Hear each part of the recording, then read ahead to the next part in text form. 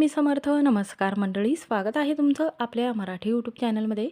स्वामींच्या कृपेने आपला दिवस आनंदात जाओ हीच मी स्वामींच्या चरणी प्रार्थना करते आणि आजच्या नवीन व्हिडिओला सुरुवात करूया. तर भगवान श्रीरामांचा जन्मदिवस म्हणून रामनवमी महाराष्ट्रामध्ये सर्वात मोठ्या उत्सवाने साजरी केली जाते. तर आपल्या हिंदू धर्मामध्ये रामनवमीला खूप महत्त्व दिलं जातं, कारण या दिवशी प्रत्येक मंदिरामध्ये श्रीरामांचा जन्म दिवस म्हणून साजरा केला जातो. तर यंदा चैत्र महिन्याच्या शुक्ल पक्षाच्या नवमी तिथीला भगवान श्रीराम यांचा जन्मदिवस म्हणून साजरा केला जातो. धार्मिक दृष्टिकोनातून हा दिवस वास्तुशास्त्रामध्ये खूप महत्त्वाचा आणि श्रेष्ठ म्हटला जातो. प्रभू श्रीराम अर्थात भगवान विष्णूचा 7वा अवतार म्हणून ओळखला जातो. तर 26 मार्च 2026 रोजी गुरुवारी आपल्याला हा सण साजरा करायचा असतो. श्रीराम फक्त नाव नाही, तर सत्य, धर्म, मर्यादा आणि त्या करुणेचा त्याग करून याचे प्रतीक म्हणून ओळखलं जातं. रामराज्य म्हणजे एक आदर्श शासन होतं, जिथे दुःख, दारिद्र्य, अन्याय व पाप नव्हते. जिथे सर्वत्र आनंद प्राप्त करायचं काम जे आहे तर ते तिथे राहणारे व्यक्ती करत होते. सुख समाधानाने लोक राहत होते. रामचरित मानसामध्ये रामराज्याविषयी खास माहिती सांगितली गेलेली आहे. असं म्हटलं जातं की भगवान श्रीरामाचा शासनकाळ हा आदर्श काळ म्हणून ओळखला जातो, पहिला काळ म्हणून ओळखला जातो. रामराज्य एक अशी गोष्ट आहे की आपल्या भारतीय संस्कृतीमध्ये वर्षानुवर्ष भगवान श्रीरामांचा शासनकाळ हा एक आदर्श काळ म्हणून ओळखला जातो. म्हणूनच असं म्हटलं जातं की हा दिवस जो आहे तर तो रामनवमी अतिशय फलदायी आणि तुलसीदासांनी रामचरितमानसात रामराज्याचे सुंदर वर्णन केलेले आहे. तर रामराज्यामध्ये सर्वजण सुखसमाधानामध्ये राहत होते. याचा अर्थ असा होतो की भौतिक सुख सुविधाच्या दृष्टीने नव्हे, तर रामराज्यातील प्रत्येक नागरिकांचे वागणे, व्यवहार, आचरण, विचरण, मर्यादाचे पालन देखील होत होते. चैत्र नवरात्रीचा 9वा दिवस रामनवमी म्हणून साजरा केला जातो. हा दिवस भगवान श्रीरामांचा जन्मदिवस म्हणून साजरा केला जातो. तर यंदा हा जो सण आहे तर तो कधी चालू होणार आहे तर पहा, 26 मार्च 2026 रोजी सकाळी 11:48 वाजता सुरू होणार आहे. 27 मार्च 2026 रोजी सकाळी 10:06 वाजेपर्यंत या तिथीची समाप्ती होणार आहे. तर रामनवमी आपल्याला उद्या 26 मार्चला साजरी करायची आहे. तर प्रभू श्रीरामांचा जन्म ज्या पुनर्वसू नक्षत्रामध्ये झाला, तेच नक्षत्र सूर्याची उच्च राशीतील स्थिती या रामनवमीला अधिक फलदायी बनत असते. चैत्र नवरात्रीची सांगता प्रभू रामांच्या जन्मोत्सव काळ ऊर्जेने भरलेला असतो. यंदा सूर्य आपल्या उच्च राशीमध्ये असल्यामुळे सूर्याचे आणि रामाची उपासना केल्याने त्याचे अनेक पटीने फळ आपल्याला प्राप्त होते. प्रभू श्रीराम हे सूर्यवंशी होते आणि सूर्य त्यांचे कुलदैवत आहे. त्यामुळेच रामाच्या पूजेमध्ये सूर्याची उपासना करणे खूप महत्त्व दिलं जातं. म्हणूनच सकाळी सूर्याला अर्घ्य दिलं जातं. समाजामध्ये मानसन्मान आपल्याला प्राप्त व्हावा आणि आजारापासून मुक्तता मिळावी, म्हणूनच प्रभू श्री रामाची जन्मवेळाची जी पूजा आहे किंवा आपल्याला शुभ मुहूर्त जो आहे तर तो दुपारी 12 ते 12:30 वाजेपर्यंत, म्हणजे आपल्याला 12:40 या वेळेमध्ये आपल्याला पूजा करायची आहे. ज्या वेळेमध्ये ब्रह्मांडातील ऊर्जेचे जे कार्य आहे जे करत असतो आपण, तर त्या ब्रह्मांड नायकाची ऊर्जा आपल्याला प्राप्त होईल. या कालावधीमध्ये मन शांत चित्तेने ठेवून आपल्याला श्रीराम जय राम जय जय राम या 13 अक्षरी मंत्राचा 108 वेळा जप करायचा असतो. यामुळे कितीही जुने अडकलेले काम जे आहे तर ते लगेचच दूर होतात. यंदा रामनवमी गुरुवारी आल्यामुळे गुरुग्रह आणि मंगळ दोषाचा प्रभाव हा कमी करण्यासाठी हा सुवर्णयोग जुळून आलेला आहे. प्रभू रामाच्या नामस्मरणाने आणि त्यांचे नामस्मरण केल्याने मन शांत होते आणि आपल्यामध्ये एक सकारात्मकता तयार होते. प्रभू श्रीराम यांना मर्यादा पुरुषोत्तम आपण म्हणत असतो. म्हणूनच आजच्या व्हिडिओमध्ये अतिशय प्रभावी असा एक उपाय तुमच्यासोबत शेअर करणार आहे. तर तुम्ही उपास नाही केला तरीही चालेल, पण गुरुवारच्या दिवशी रामनवमीच्या दिवशी तुम्ही या झाडाला नक्की स्पर्श करून या. म्हणून आपल्याला या झाडाला नक्की स्पर्श करून यायचा आहे, ज्यामुळे श्रीरामांनी 14 वर्षाच्या वनवासात जो संयम दाखवला आहे तो तुमच्यासाठी आदर्श आहे. म्हणूनच कठीण परिस्थितीमध्ये तुम्ही मन शांत ठेवून कोणत्याही कामामध्ये तुम्हाला यश मिळण्यासाठी व तुमच्या कोणत्याही कामामध्ये तुम्हाला दीर्घ आयुष्य प्राप्त व्हावं आणि एका रात्रीतून आयुष्याचं सोनं झाल्याशिवाय राहणार नाही. आणि कोणताही शत्रू असेल, गुपित असेल, तर त्या शत्रूचा नायनाट होण्यासाठी, 7 पिढ्याचे दारिद्र्य, दुःख कमी करण्यासाठी, तुमच्या मनातील ज्या काही कठीणातील कठीण इच्छा आहे, तर त्या ताबडतोब पूर्ण होण्यासाठी, घरातील सर्व सदस्यांची योग्य रीतीने भरभराट होण्यासाठी, 24 तासात 100% एखादी तुमची इच्छा जी आहे मनामध्ये असेल तर ती लगेचच पूर्ण होईल. घरामध्ये असलेली इडापिडा, नजरबाधा, वास्तुदोष दूर होऊन तुमच्या मनातील सर्व इच्छा आकांक्षा पूर्ण होतात. कोणत्या झाडाला आपल्याला स्पर्श करून यायचा आहे, संध्याकाळी हा उपाय करायचा आहे की सकाळी करायचा आहे? तर सर्वात प्रथम आपल्याला या दिवशी लवकर उठून हा उपाय करायचा आहे. म्हणून कोणत्या वेळेत करायचा आहे, का करायचा आहे, याची संपूर्ण माहिती आपण या व्हिडिओमध्ये जाणून घेणार आहोत. त्यामुळे व्हिडिओ हा शेवटपर्यंत नक्की पहा. चॅनलवर नवीन असाल तर नक्की सबस्क्राईब करा. कमेंटमध्ये श्रीराम हा मंत्र लिहायला विसरू नका. तर पहा, आपल्याला या दिवशी लवकर उठायचं आहे. अंघोळीच्या पाण्यामध्ये आपल्याला थोडंसं हळद टाकून, गंगाजल आणि गोमूत्र टाकून अंघोळ करायची आहे. जर तुम्हाला या दिवशी पवित्र गंगेमध्ये जाणं शक्य होत असेल तर आवर्जून जाऊन अंघोळ करायची आहे. यामुळे मन पवित्र होऊन, शरीर शुद्ध होऊन आपण जी पूजा केलेली आहे तर त्या पूजेचे संपूर्ण फळ आपल्याला लाभत असते. या दिवशी आपल्याला पिवळ्या रंगाचे वस्त्र परिधान करायचे आहे, ज्यामुळे श्रीरामांचा आशीर्वाद प्राप्त होईल. आता पहा, आपल्या वास्तुशास्त्रामध्ये असे काही झाडं सांगितले गेलेले आहेत. या झाडामध्ये साक्षात 33 कोटी देवांचा वास असतो. यामध्ये आपले पितरसुद्धा राहत असतात, वास करत असतात. कारण या झाडामध्ये साक्षात ब्रह्मदेव त्रिदेवांचा वास असतो. त्याचबरोबर ब्रह्मांड नायक श्री रामाचा देखील वास या झाडामध्ये असतो.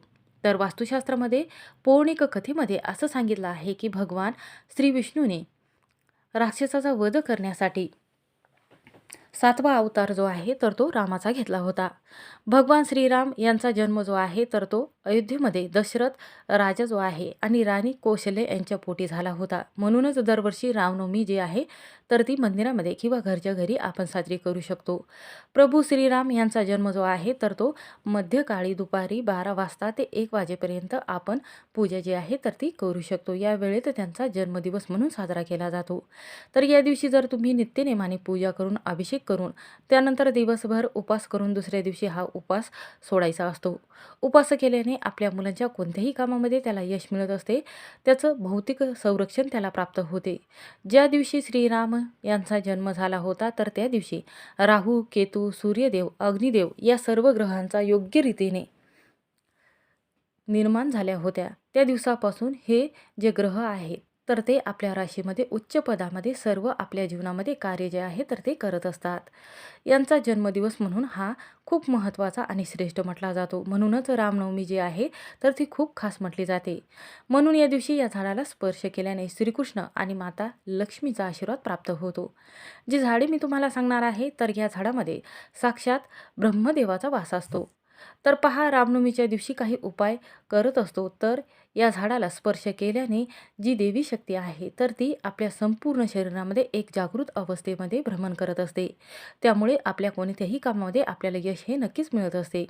आपल्या जीवनामध्ये अचानक संकट येते, दुःख येतात, पैसा घरामध्ये अचानक गायब होतो, गरिबी ही अचानक येते. तर पहा, जेव्हा आपण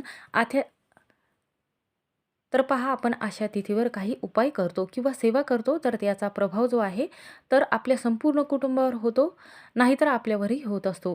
म्हणून तुमची एखादी इच्छा जर असेल तर ती अपूर्ण राहिलेली आहे.